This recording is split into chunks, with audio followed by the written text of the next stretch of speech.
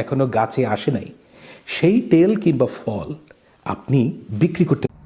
আসসালামু আলাইকুম প্রিয় দর্শক, স্যারটি যে কথাটি বলেছিলেন, যেই ফল বা যেই তেল খনিতে বা গাছে আসে নাই তা বিক্রি করা যাবে না।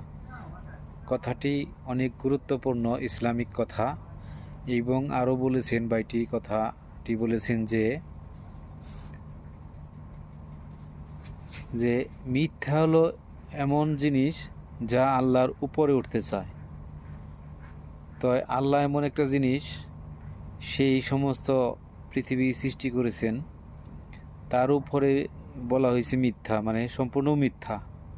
তো যারা অন্যায় অপরাধ করে তাদেরকে কখনো প্রশ্রয় দিবেন না, আর মিথ্যা নিয়ে কখনো